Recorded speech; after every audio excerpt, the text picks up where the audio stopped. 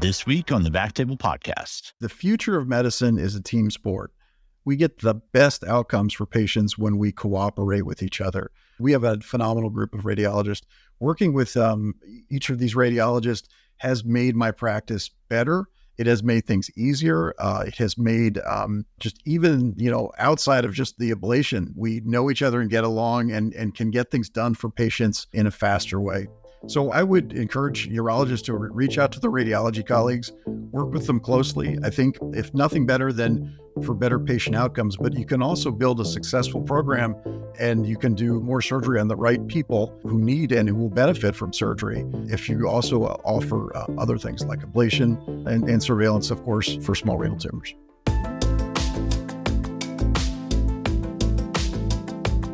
My name is Ruchika Talwar, and I'm a urologic oncologist at Vanderbilt University in Nashville, Tennessee.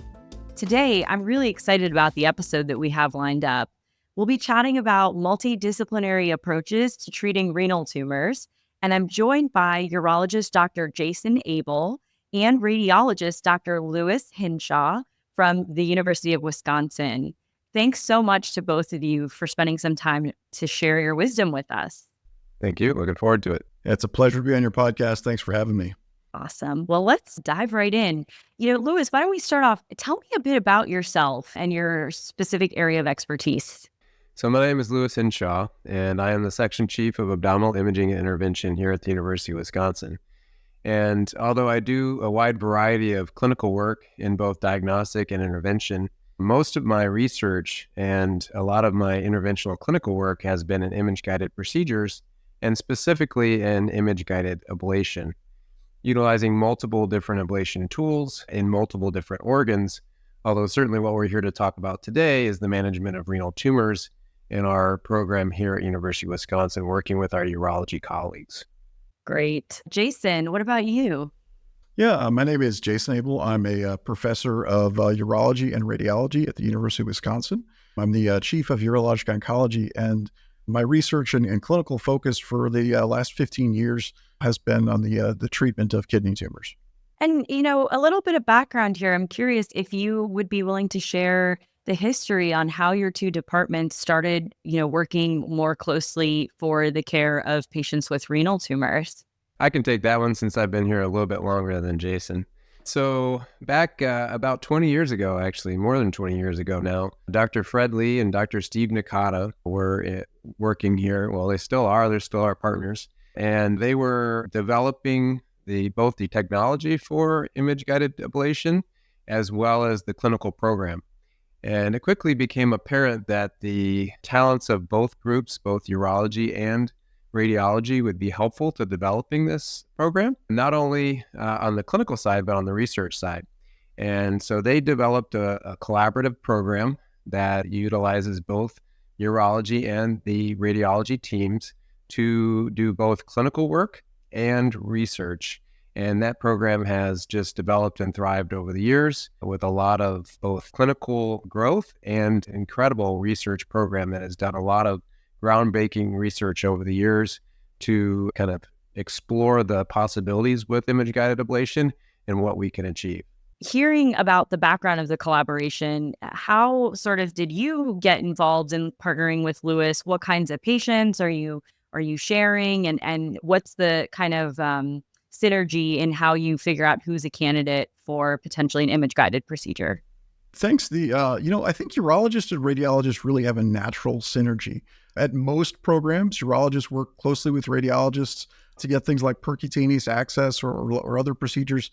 So we're very familiar with our radiology colleagues. But the synergy is even more for renal tumors. When I was in medical school, the thing was renal cell cancer, we always called it the internist tumor, because patients would present with things like paraneoplastic syndromes. But I think a lot of that has really changed. And you could make a strong argument that in 2025, small renal masses especially are more the radiologist tumor.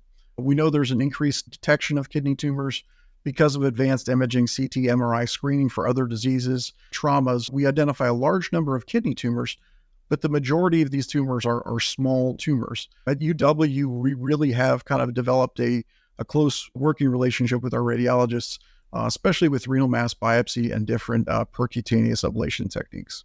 Yeah, I think that's right. And I think as time goes on, as we find these smaller tumors, I know even myself in my conversations with my patients, the question always is, well, we found it. What do we do now? Because I'm not sure that, had we not found it, this ever would have caused a problem for you. We really are in an interesting era, and we find ourselves in these conundrums of not jumping too quickly to overly aggressively address some of these renal tumors. So I think you're right. I think especially as time goes on, having these sorts of collaborative approaches, it's a great way to ensure that patients getting appropriate care and that we're exploring the boundaries of how technology can help us avoid overtreatment in some cases. And, to that end, Lewis, I'm curious if you would be willing to share a bit more detail about what options you're offering at this point. I know a lot of people may be familiar with cryoablation to treat these tumors, but from what I understand, you have some emerging new technologies within your group. Sure, absolutely. I'm not sure if it can be called an emerging new technology anymore, but 95% of our tumors at this point are treated with microwave ablation. We started that program back in 2011 when the system came online in the US, and we've been using it pretty consistently ever since. Honestly, I was a little slow to change over to microwave because we had a really successful program with cryoablation for many years. And so, when you think about a program that's very successful with a low complication rate, great oncologic outcomes, it's really kind of challenging to envision transitioning to a different technology. So it took me a year or two to become fully convinced that this was the right thing to do. And I think that the data since then has kind of proven out that microwave has some significant advantages compared to cryoablation for the treatment of renal tumors. So most of our cases are done with microwave.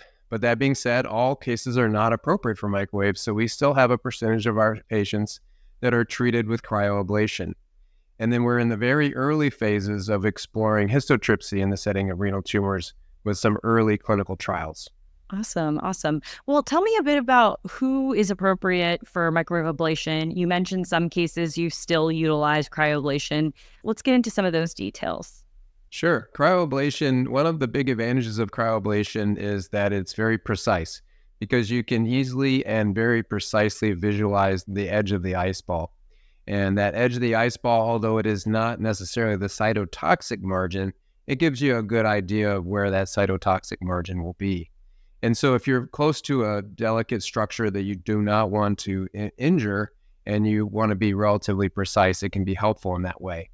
The second advantage of cryoablation is that it's relatively gentle on the collecting system.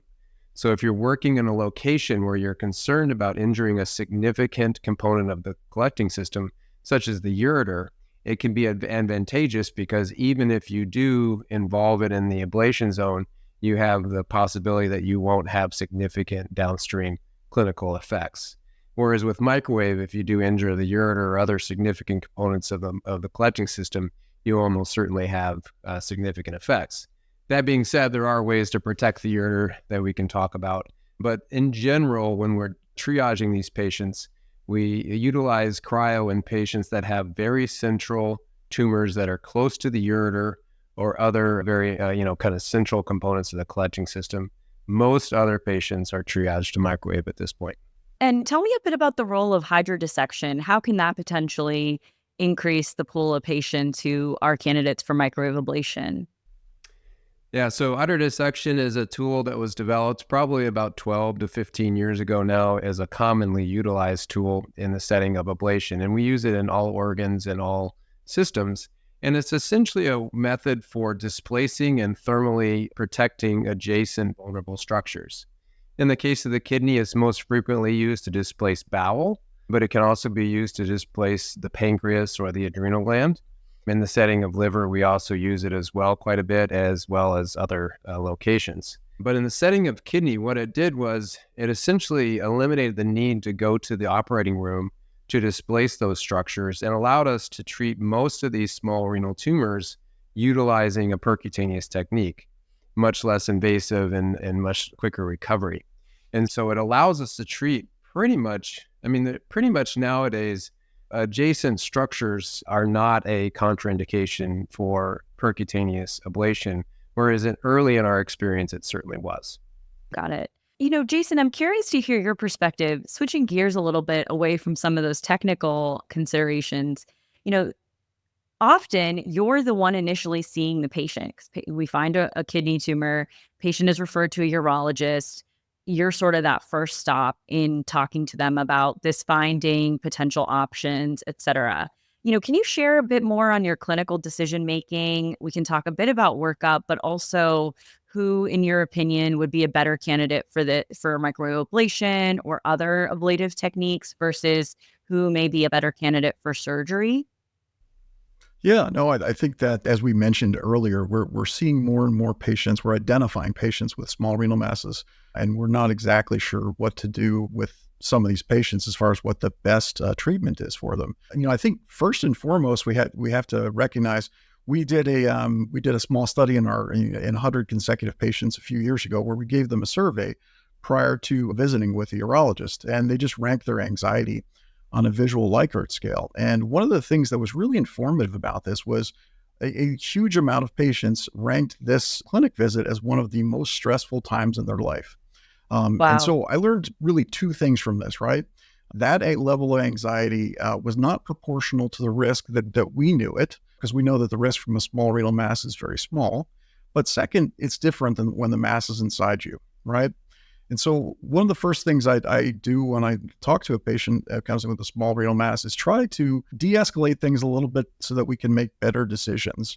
So, one of the good pieces of data is if you look at the disarm registry and where they followed some patients and some patients were treated immediately, you look at 5 years, the cause-specific survival was over 99% in both arms.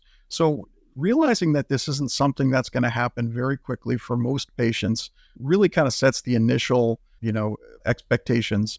And then trying to make a shared decision with them, but realizing that this is not an urgent decision. So it's really important for many patients to consider all the different options. And I think that tumor ablation is one of the options that we offer here at UW that I think has some distinct advantages.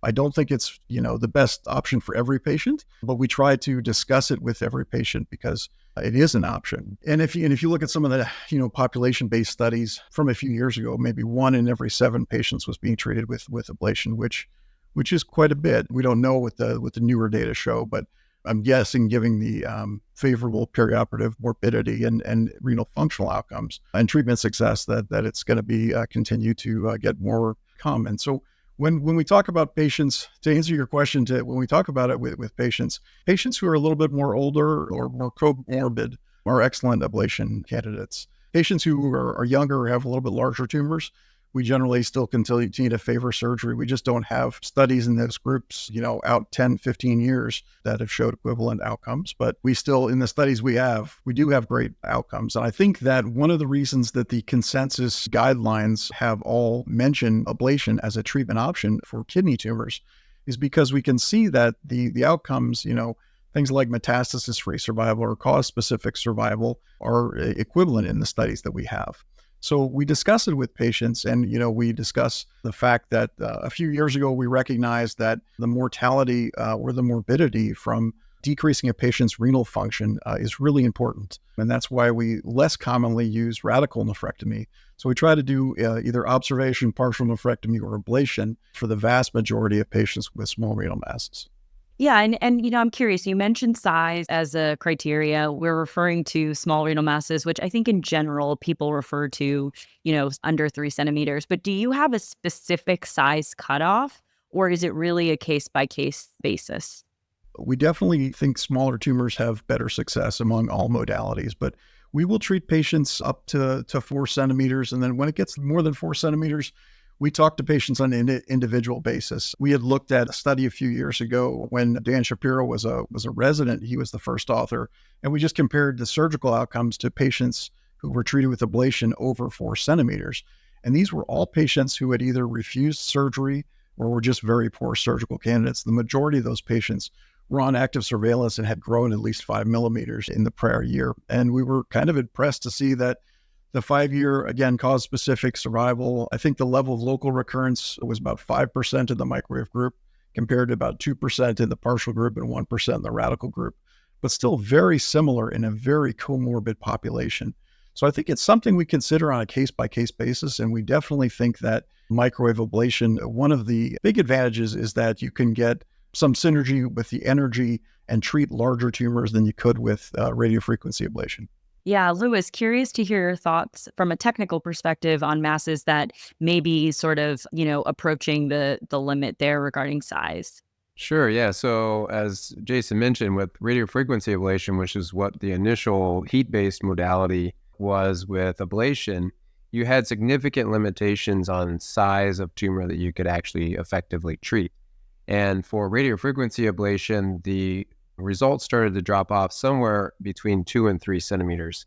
And above 4 centimeters was really actually probably not acceptable results. That's one of the reasons that actually we like to use cryoablation back prior to the advent of microwave, is that with cryoablation, you can utilize multiple cryoprobes and you can create actually fairly large ablation zones and effective ablation zones even to treat larger tumors. But then your complication rate would potentially go up with that as you created a larger ablation zone without cautery effect, and the resulting increase in bleeding was a concern. With microwave ablation, the kind of results across the board show that we're pretty consistent and effective up to 4 centimeters. After that, our results do start to fall off, but not as precipitously as they did with RF. And so as a result, as mentioned by Jason, we can treat tumors larger than 4 centimeters. And in our series of tumors between 4 and 7 centimeters, we actually had relatively equivalent local tumor control with a slightly higher complication rate in those patients. So it isn't necessarily a limit at 4 centimeters, but you do have to consider other options a little bit more strongly as you get above 4 centimeters. Yeah. On that note, I think it's important to realize too, those weren't maybe procedural related complications. Those were very, very sick patients that were having complications from the anesthesia, mostly with that. Yeah, no, it's a great point. It's a great point. And I think, again, if you think about time under anesthesia, even if they do require some sort of anesthesia, it's certainly going to be less with an ablative technique in most cases than with, an attempted surgery. So I think that's a great call out that despite the fact that you're seeing complications, those may have actually been worse if you had gone straight to surgery. So I appreciate you bringing that up. Especially in these complicated cases, I certainly imagine there's some discussion there, there's nuance. So from a practical perspective, a lot of academic centers have things like tumor boards. Is that a place where you're able to discuss these cases? And do you have any suggestions for folks who are interested in adopting this approach who may not be in an academic setting? We've always had kind of a weekly meeting where the urologists and the radiologists get together and talk about, early on it was a lot of research planning. Now we have such a busy practice. We're just running through the patients that, are potentials versus, the next week's schedule. So I think, formalizing and setting a planned meeting where you talk about, the feasibility and, which probes you're going to use, are you going to need hydrodissection? Does this patient have any specific concerns that we're related to? I think it really helps to build a team, but then also to give the patients the best care. Absolutely. Lewis, any thoughts? Yeah, absolutely. As Jason mentioned, we have a weekly meeting. Even before that, even before we formalized it, we often met and talked about patients. But I think formalizing it and creating a weekly time for us to get together and actually, in a very kind of specific way, go through the patients and discuss these different issues. Not only does it create a better kind of collaboration between the teams, but it also educates both sides about what the urologist is thinking when they're looking in the case and what we're thinking when we look at a case. And that really helps inform decision-making as we go through these patients and discuss, what might be better for which patient and why. Otherwise, even though I, obviously went through urology as a medical student, I really have no real understanding of a lot of the decisions that they're making and the challenges that they encounter when they're in surgery, and vice versa. So it's really been helpful. Yeah, we're all always learning. And I think that perspective is really important. Jason? Yeah, I just want to make a point on that. One of the great parts about this team and this collaboration is we have really different but complementary skill sets. And I really learn a lot every time we interact with our radiology colleagues, just because, so when we look at a tumor, something that might be easy to treat surgically might not be as easy to treat from a radiologic perspective, and vice versa. And I think that we can get the best outcomes when we talk about that. I think that when I go to meetings, especially urology meetings, people will look at an anterior tumor or a tumor that's, against, the backside of the pancreas and say, oh, you can't ablate that. We do that routinely because of things like hydrodissection. You can move things far enough away to where it's not a dangerous procedure. But again, without seeing this, without our radiology colleagues, that wouldn't be possible. Yeah, great point. I mean, I've certainly heard that argument before. And similarly, I think a lot of times people think, oh, small tumor, like just send for ablation, no need to put the patient under anesthesia. But perhaps there are times where surgery may actually be a lot more straightforward than ablation, I imagine. So those conversations, I'm sure, are really, really helpful. Along these lines, I'd like to get into a bit of the nitty-gritties about, this idea of potentially sharing the patient and sharing the treatment from a billing perspective. So, Jason, you're the one who's initially seeing the patient for consultation. I think there's, specifically on the urology side, perhaps sometimes this sense of, well, I don't want to lose this patient if I am to refer them for an ablative therapy. So I'm curious to hear your thoughts on sharing the patient in the treatment and, the billing considerations there. I think that we have to back away from the idea of competition in medicine.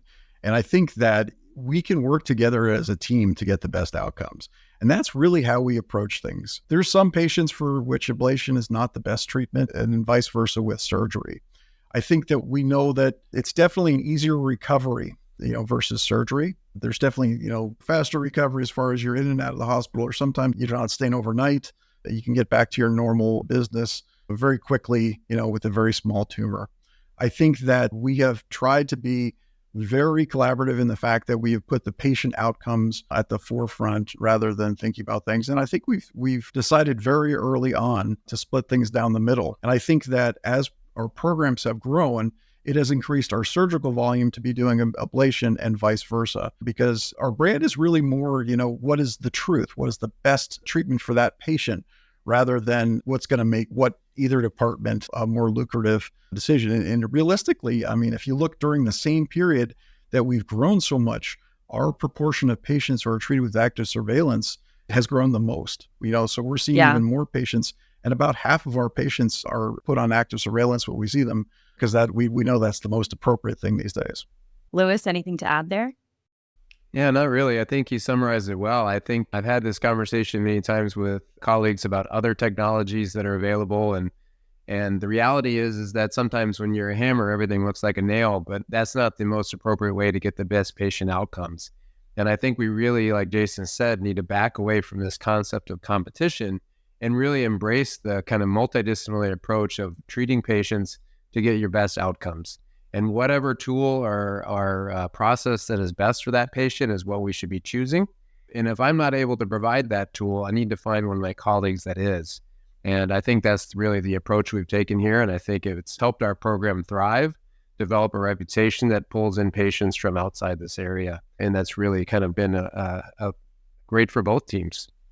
Yeah, I love that philosophy. I mean, I think certainly the patient is at the center of everything we do. And I love that you've been able to adopt that, while still, it sounds like, promoting, maybe because of your strategy, significant growth. I do think out in, particularly in places where perhaps this sort of relationship is not as developed as it's been for you all, it's a concern. It's a concern. But I think if we remind ourselves that, the ultimate goal is to certainly ensure we're providing the best care, then inherently you'll see growth. So really love that experience that you all have had. Louis, we did talk about this a bit in terms of technique and the role of hydrodissection and all of that. But, tell me, I want to hear more about, from a patient experience, generally, is this a same-day procedure? Do you monitor some patients overnight? What are sort of complications that you counsel patients to be aware of, and a recovery period? Sure. So most of our patients come in the morning of the day of the procedure.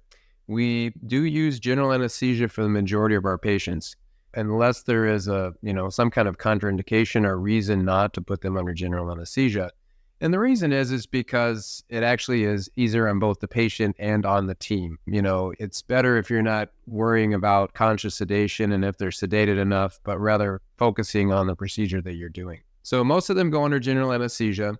Patients with smaller tumors and lower comorbidities can go home the same day, but patients with larger tumors and more comorbidities, we almost always keep overnight in the hospital. They almost always go home in the morning. It's less than 1% of our patients that have a longer hospital stay. What I tell them from a recovery standpoint is I expect them to be a little sore and perhaps have a little bit of what we call post-ablation syndrome, which is a low-grade fever, achy, kind of flu-like syndrome that can happen in the days following the ablation, and that those symptoms respond very well to Tylenol and or ibuprofen. And after about 2 to 3 days of taking it easy and no heavy lifting, I ask them to work their way back up in normal activities with the expectation that a week after the procedure, they should be back at their normal functioning level without significant symptoms. And if they aren't, we ask them to get in touch with us. But that's kind of the expectation, is essentially a week of recovery. That being said, most people feel quite well within 3 or 4 days and ready to go back to activities. So it's a very fast recovery and usually uncomplicated. Of course, if they have complications like bleeding and things like that, then we may alter those recommendations slightly, but those are our typical recommendations and recovery timeline. I imagine rates of complications such as bleeding are extremely low in line with other ablative techniques. But again, what would you say, you generally counsel patients about the specifics regarding that? Yeah, so again, there's a little bit of a correlation with tumor size and the size of the tumor that you're treating. But in all cases, it's less than 2%. And in most patients, it's less than 1% of having a significant bleed that we would have to intervene on. Everybody bleeds some, of course, that's just part of putting needles into patients, but significant bleeding that we actually have to intervene on is actually quite rare.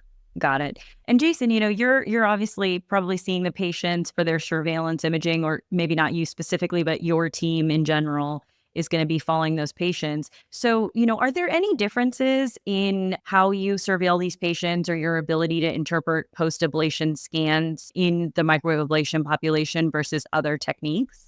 I think that, again, this is where a team approach is great, because we can also talk with our radiology colleagues anytime there's any questions. For the most part, our patients are followed with a contrast-enhanced CT or MRI, and we're looking for an absence of enhancement, an absence of nodular enhancement specifically. And then we follow that over time. And for the vast majority of patients, you don't see anything. When you do see a recurrence, it's usually pretty obvious. I think it was seeing some patients who had been treated with cryo or RFA. I think it's similar. I think it's similar as far as what we see. You don't see things go away as much with microwave. I think that area has a lack of enhancement, and it is something that we can follow for years or decades on some of these patients now and see the lack of enhancement. I don't know if Lewis has any more technical terms from the MRI or the CT standpoint. Yeah, sure. So there are some subtle differences, as Jason kind of got at there a little bit, which is that with cryoablation, for example, you have quite a bit of tissue contraction over time. So you often, 10 years down the road, you may not even be able to visualize the fact that there's a mass there. You may just see a cortical scar. But in the case of microwave, because you create such a dense, desiccated ablation zone, the tumor almost never really goes completely away. So you have a kind of a mass-like lesion there, but it is completely not enhancing. And that is where you're able to define whether or not there is recurrent or residual disease. And again, as Jason said, it's usually fairly obvious that you have recurrence or residual, because those recurrences almost always, they do always occur at the periphery of the tumor, where the heat is less intense, and you may have missed a cluster of cells. And that area, it usually becomes fairly obvious because it's a nodular area of abnormality and enhancement. The difference with cryo is sometimes you would have recurrent or residual disease that occurred within the ablation zone, which can be a little bit more challenging to appreciate. And so I think actually with microwave, it's a little bit easier to follow over time from an imaging standpoint than cryoablation sometimes, although both are relatively straightforward as far as identifying residual disease. On that point, I just wanted to say, from a urologist perspective, one of the advantages of microwave ablation that I saw early on and really kind of convinced me is the opinion that it creates these reliable and consistent ablation zones. And what I mean specifically is that the radiographic findings on the day of the procedure were there at every procedure. We see that area that was destroyed correspond to the zone of tumor killing, which is the same that we see every time we in follow-up. So when I see that patient back, it's consistently in that same area. And that was not my experience with cryoablation in the past, where occasionally the ice ball would completely cover the tumor. We felt great about it on the day of ablation, and then we'd come back and there'd be recurrences kind of right exactly where we would not expect them. And so that was, just from a urologist perspective, it was very easy to follow those patients. Yeah.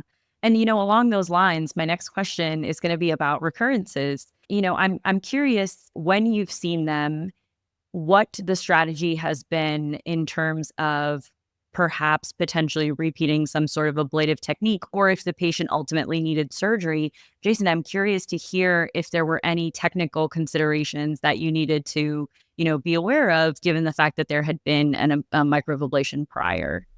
Yeah, so great question. And it's interesting because one of my colleagues had reached out to me years back and wanted to put together a series of patients who had had surgery after ablation. And they had primarily worked with cryotherapy. And I looked back at our series and we just didn't have very many. I would say less than 5. And we probably have 1,000 patients in our series now. It's very rare. The times we've done it, it has been definitely not as easy as a typical nephrectomy. I think the vast majority of patients that have a local recurrence, they can be salvaged with a second procedure. So we just really rarely see the need for surgery afterwards. And I think some of that is patient selection. We're not selecting tumors that probably should not be ablated. And then some of that is definitely just the technical success of the operators destroying it when it's there to be gotten the first time.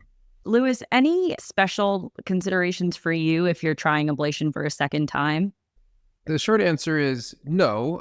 You are trying to do essentially the same procedure you did the first time, except do it a little bit better so you make sure you get all the tumor this time. The longer answer is that there is some kind of anecdotal evidence that going back to do a microwave a second time can be potentially associated with a slightly higher complication rate, likely because you've already created fibrosis and scarring that can affect both your ablation zone as well as the associated recovery.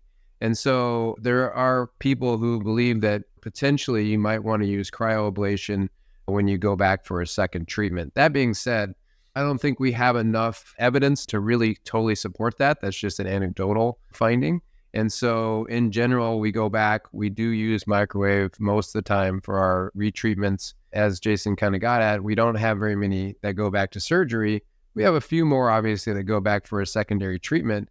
And if you look at the numbers of our secondary treatments, almost all of them have good outcomes, both from a tumor outcome standpoint as well as a complication outcome. So going back is essentially the same as going back the first time. The only real challenge is sometimes it's hard to tell exactly within the ablation zone or around the ablation zone where that residual tumor is on our ultrasound imaging. So sometimes it requires a little bit more involvement of CT for our guidance and monitoring.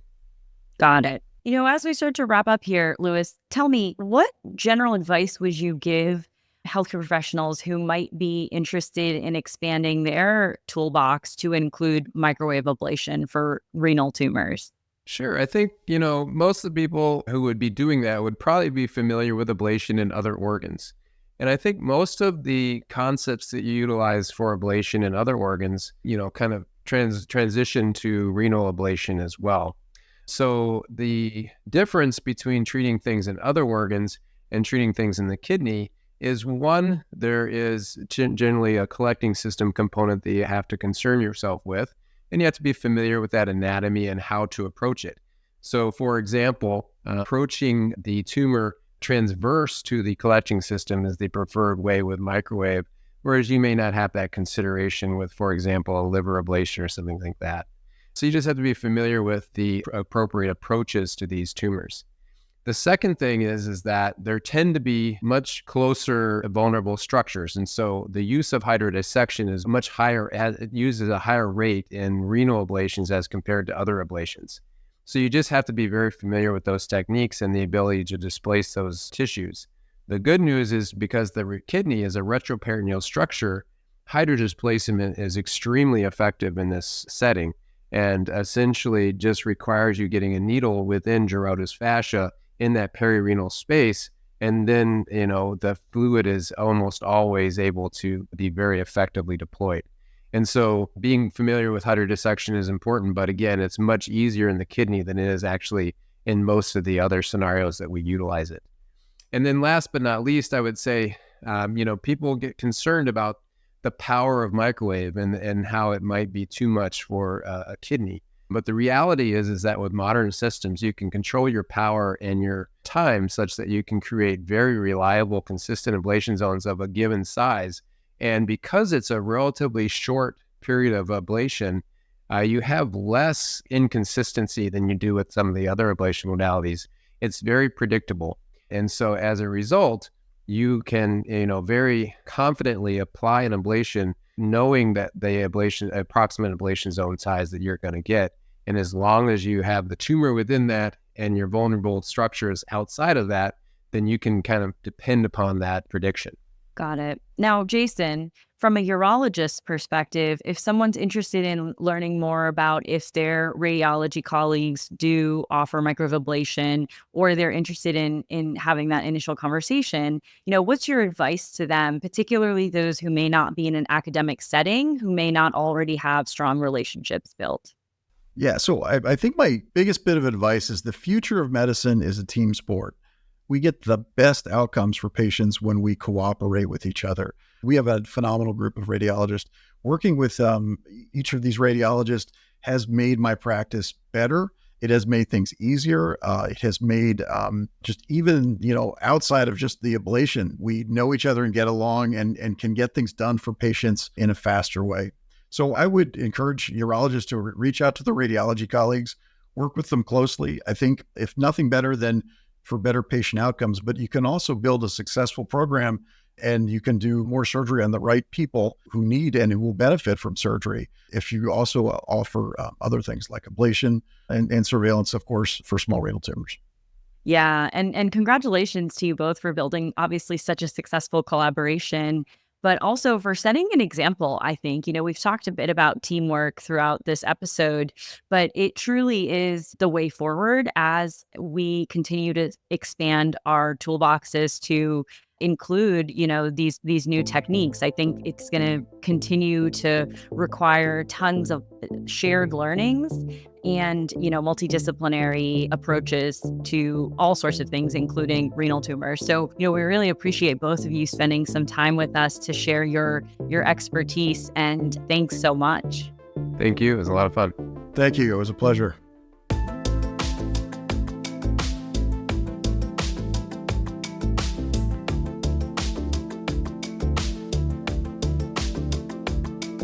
Thank you so much for listening. If you haven't already, make sure to subscribe and follow, rate the show 5 stars, and share with a friend. If you have any questions or comments, direct message us at _BackTable on Instagram, LinkedIn, X, TikTok, or Blue Sky. BackTable is produced and hosted by myself, Aaron Fritz, and co-hosts Chris Beck, Sabine Dawn, Michael Barraza, and Ali Behetti. Our production team is led by Kieran Gannon, Aaron Bowles, and Josh Spencer. Design and digital marketing led by Brian Schmitz. Social media and PR by Ann Dang, Manisha Naganathanahali, and Manbir Singh Sandhu. Administrative support provided by Judy Dela Cruz. Thanks again. See you next time.